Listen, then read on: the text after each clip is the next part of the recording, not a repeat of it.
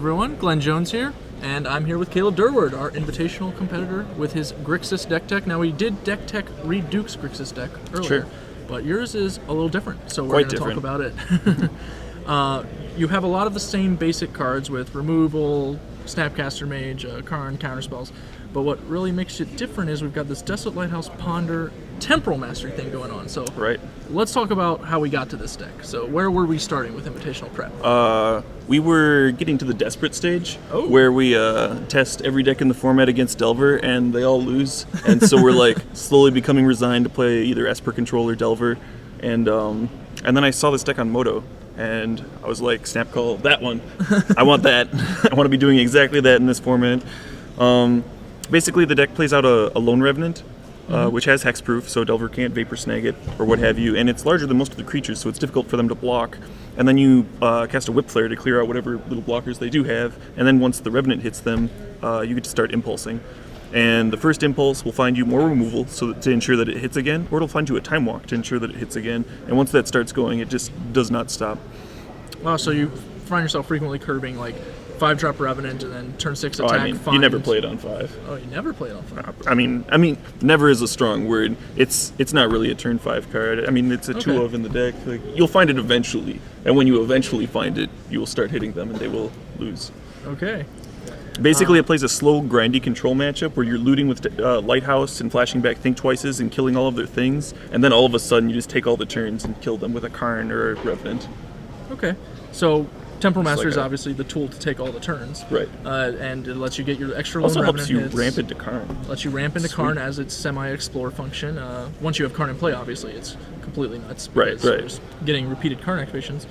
So the engine is, you've got Desolate Lighthouse and Ponder to help you set these up. So let's talk about them. Ponder is not that unusual for a control deck to be playing these days. We see it a fair bit. Right, it's seen more and more playing control decks. Sure. It's used with Snapcasters, probably.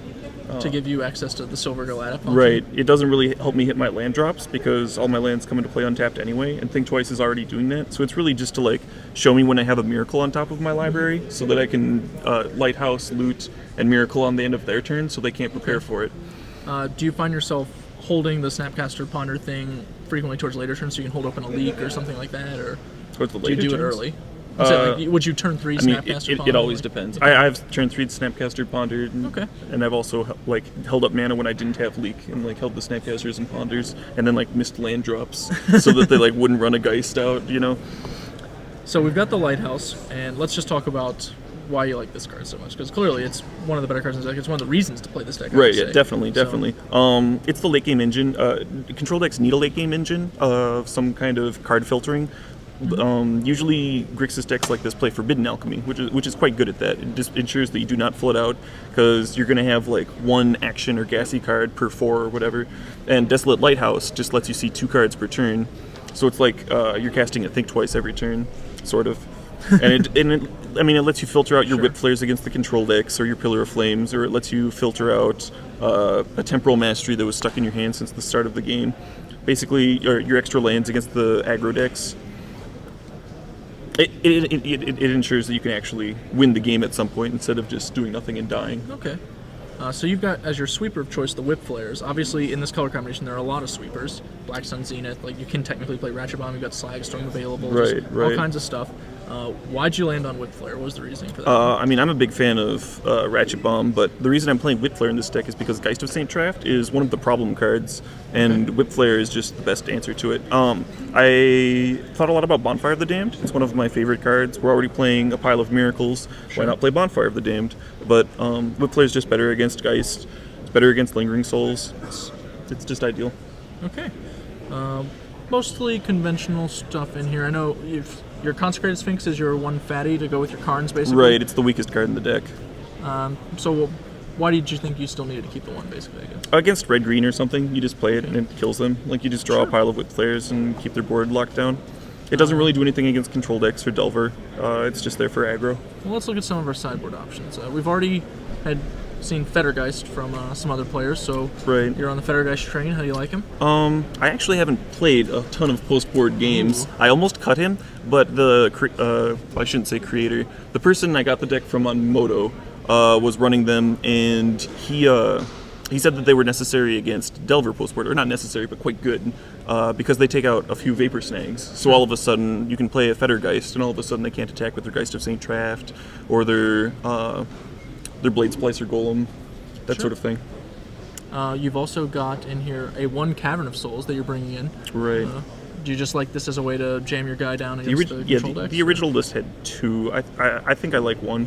It ensures that you can play a Lone Revenant and pass the turn with a pile of mana open, so they can't like mana leak you to tap you down. Okay. Which is ideal. So it just makes Lone Revenant the best Thrun ever. You're naming Spirit most of the time with the card? Most of the time, yeah. Okay. Related, Fettergeist is a Spirit. Yes, I was about to say. I don't know. I got some.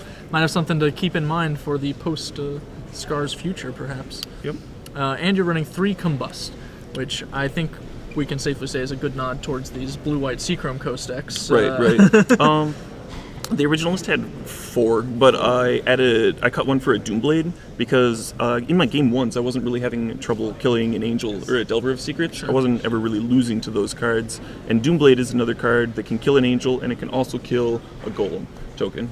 Highly relevant. Right, and the main deck used to have 4 Go for the Throats because Go for the Throat's more relevant against zombies, but that's more of a presence on Moto. I'm not sure how much of it will be here. I'm sure there will be some of it.